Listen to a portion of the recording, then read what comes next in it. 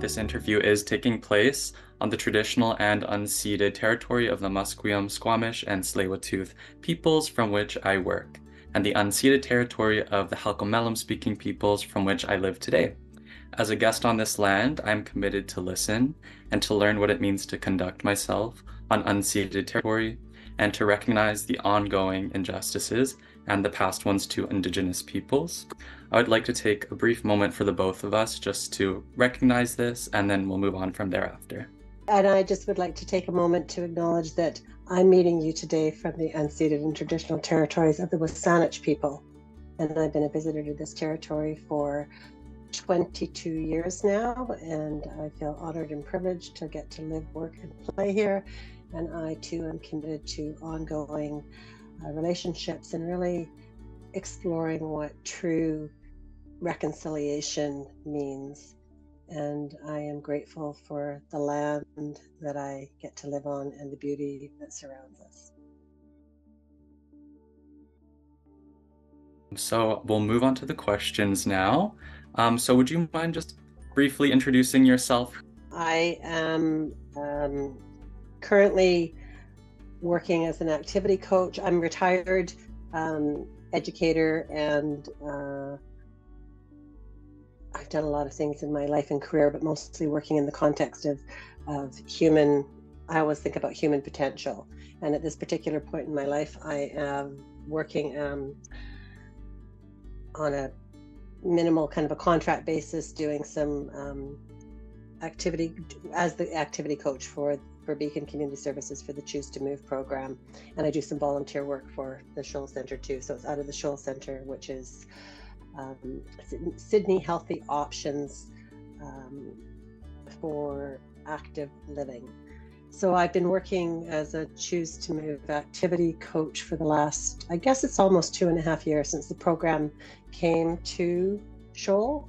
And I guess the contract came to Shoal right when things were still pretty much shut down during COVID.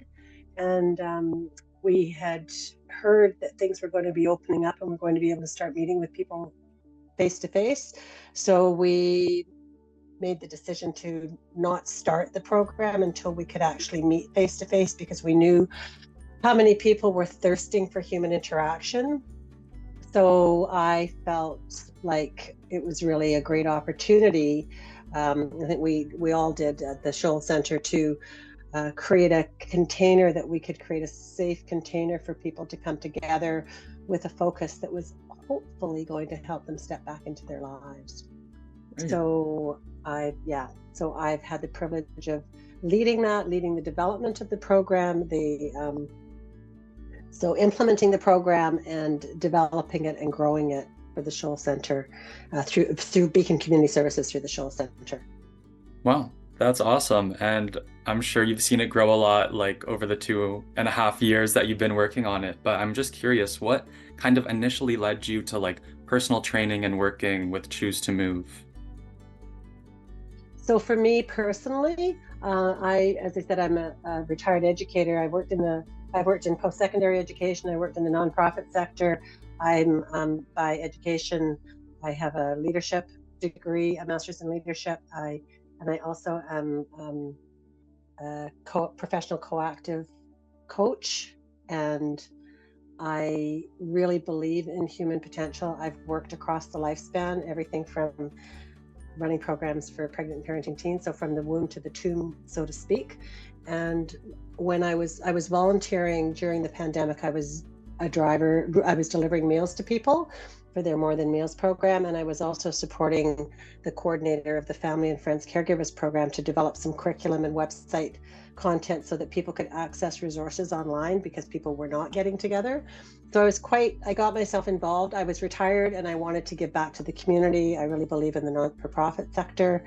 And when I guess the contract came to Shoal, the woman that I was working with knew a bit about my background, and she saw the information, and she said to me, I'm wondering if you would be interested in this because it looks like a really good fit for you. I also, 100 years ago, I used to teach aerobics, so I've got my Y certification, and I've always been very active. So anyway, when I looked, I thought it was choose to move. I thought it was literally about supporting people to make the decision to move out of their houses into other, so that they could still live independently. And there's a real need for that too, because I work with a lot of people that are overhoused and limited in what they can do. So that's what got me excited. And then when I learned what the program was about, I got really excited about that too. So that's kind of, in a nutshell, what led me to the program. And when I met Jen, the director, I knew her a little bit, but when I met her and I talked about my background, she just said, "Yeah, if you're willing to do it," because I've got all the administrative background too. I've worked in leadership roles and development roles and curriculum development, and there's a whole lot of different things that I can just pull from my toolbox, which made it quite accessible for me to be able to take this program and get it going for them. Yeah, that's awesome. It sounds like you're like super well equipped, and Choose to Move is exactly the program for you to kind of have your foot in, and that's great. And I guess that kind Yeah, of leads me, sorry, go ahead. no, I was just going to say, yeah, it's a really good fit for me at this particular Yeah. stage at life because I still want to make a contribution. So it's wonderful. That's great. And it kind of leads me into my next question. I have a feeling I know what you might say, but my question is, what keeps you motivated to continue in the role as a activity coach? Yeah, I think so. I was going to say, so what do you think I'm going to say? Well, I was gonna say, definitely you have a love for helping people and working with people, so I have a feeling that might be a part of your answer, but I'll just let you take the floor here and explain. Yeah, I think it's really is about, it's the opportunity to create. I always think about creating space. So to Hmm. kind of co-create, I'm a co-active coach, so everything is about co-creating. Um, uh, a, a space where to encourage people and support people to make healthy changes in their lives so that they can live their best lives now. So whether or not you're a young older adult or an older adult, there's always opportunity to step into your life in a way that's going to be, well, fulfillments are really important. And so a lot of people were languishing over COVID, and even now continue for numerous reasons in people's lives. So having that opportunity, and I like what I really love about Choose to Move is it really is a holistic approach. Like the entryway is about physical activity. However, social connection, social isolation is huge for some people. People come into the program for different reasons, but when we're working together and the peer support aspect of it, so the holisticness. Also, I really like. I come from a strength-based, positive approach for positive change, and I think so. So I guess my values and my belief of the kind of work that I do really align well with Choose to Move. I love the principles of Choose to Move. I lean into them all the time. I also like the framework, the model, the change model. It resonates with a model that I've used for years. So there's a lot of alignment there. And also I have the flexibility to be able to adapt the curriculum to meet the needs of our target population, which is really important to me. So yeah. So, and seeing people from transformational change, small steps, incremental change, all heading in a direction, in a positive direction for them to live their best lives. And the networking and the resource sharing is phenomenal. I mean, people were just talking about that today. It's like the end of the program, people say it's like they could come away with curated resources of things that are meaningful and useful for them. So it's really relevant for the people that I work with. So those are all good reasons. Yeah, that's great. I know I find it can be really overwhelming when you have so many different resources and places to look. So I think Choose to Move is really great in the way that, it curates something that's easy to access for people so they're not overwhelmed because it's really hard to start when you don't even know where to start, right? Yeah. Absolutely. And the other thing that in today's world, and you would know this being in communications and doing a lot of online content, is the validity of things. So the other thing that really keeps me motivated around Choose to Move is that I can feel confident when I talk to people about that this is evidence-based, that the research is current and relevant. So as new information is out there, that we have access to that information, and that if I'm not certain about something, I can reach out and get support to find it. So it's really like you're not out there on your own, like you're really connected to something greater. And I think that again in today's world, you know, Dylan, it's really interesting, and you probably heard this, and I'm imagining that you know this as well, especially for older adults. There's a lot of people out there that are less than honest, shall we say. And so the number of people that have talked to me about, even people who are lonely and they're on TV at night and they're getting lured into buying the latest and the greatest whatever online. And so just even talking to people about maybe that book's available in the library. Is it something you want to spend all this money and all these, like, what is it that's going to really impact your life in a positive way? So I think it helps people have a space to just maybe as a sounding board and clarity checking. So it's like, this is here and available and it's current and it's real. So yeah. Right, exactly. You summed up everything I was thinking pretty much, right? Because like digital literacy, it kind of ranges from person to person. So yeah.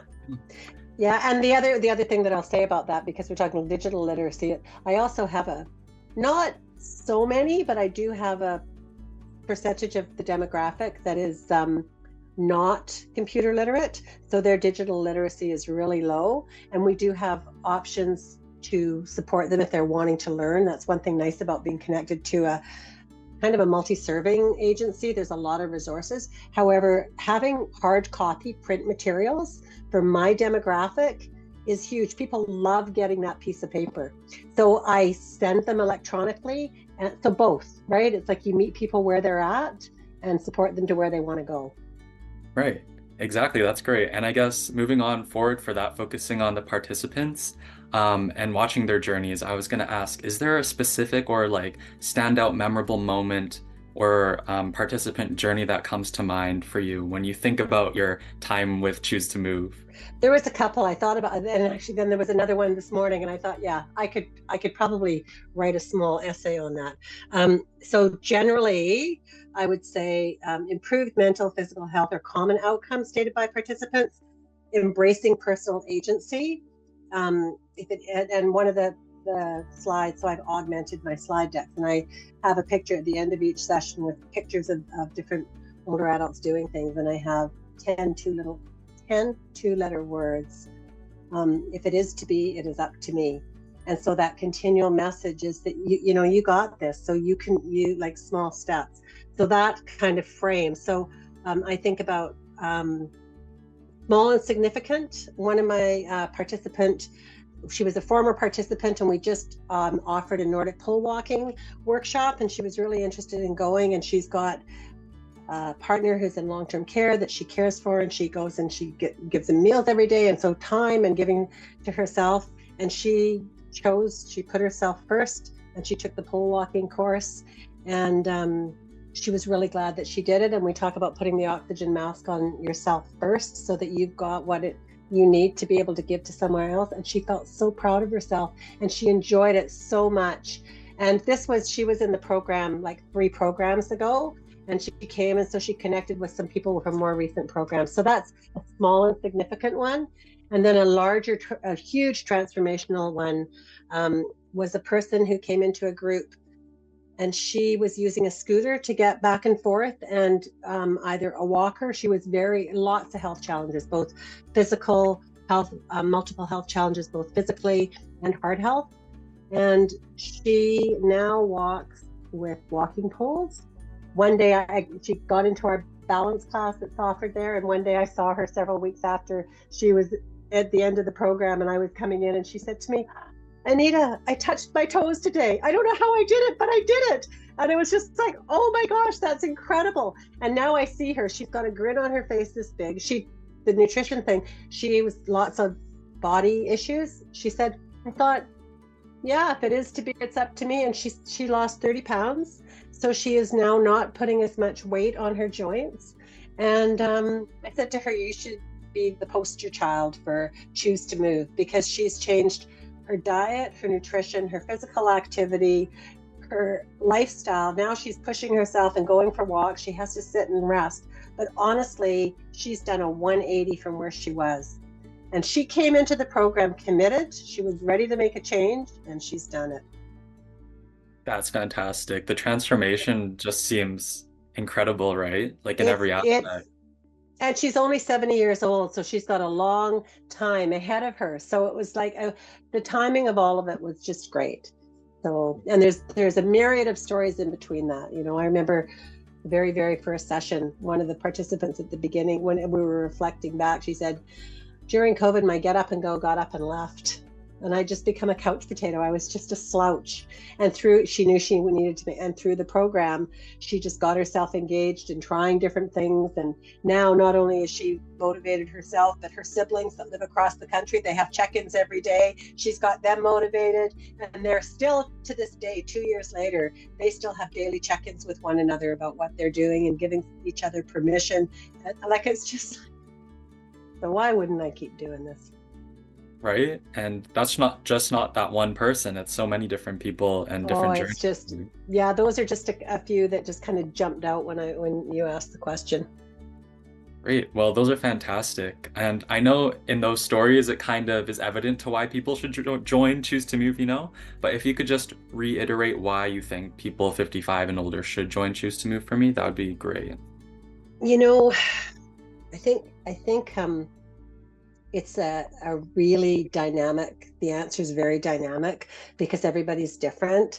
And, you know, one of the things that's coming up now, which is interesting, it's a little bit of an aside, kind of relates to the last question too, but early memory loss is coming up a lot. And we know that research is showing more and more about the importance of exercise to help to maintain our health and well-being, our cognition, our mental cognition, and also grief is another area that's showing up. So that connection. So those are just kind of two areas that are showing up. But when I think about it, I think about that it, like the program itself could be geared to any age, like a participation approach. Like it doesn't matter. I think about, because I've worked with youth and children as well as adults in post-secondary, et cetera.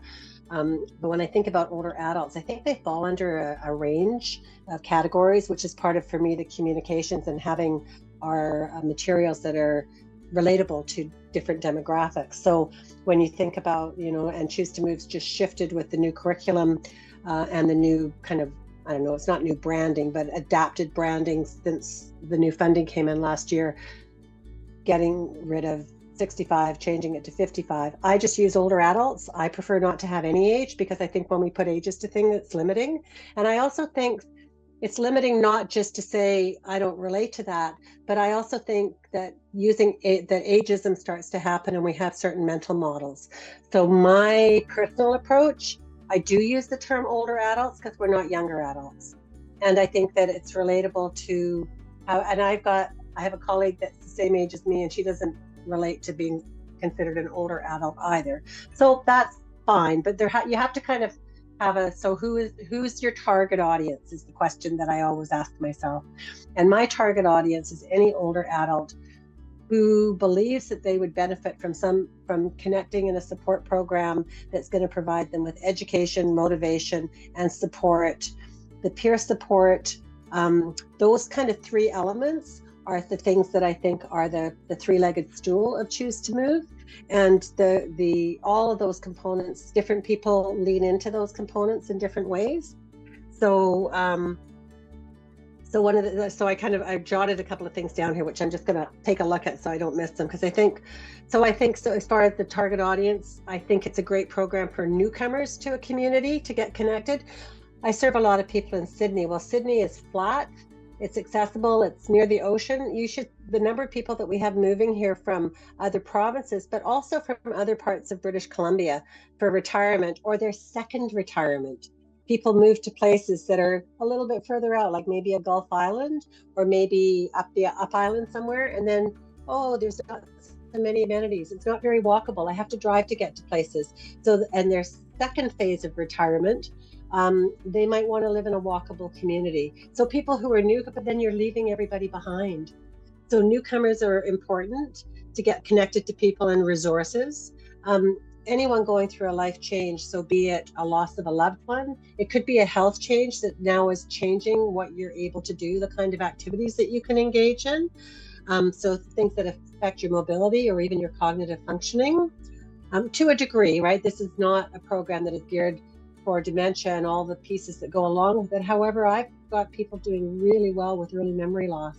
And I think that it's giving them personal agency to see what they can still do. If someone is looking to increase their physical activity, social connection, motivation,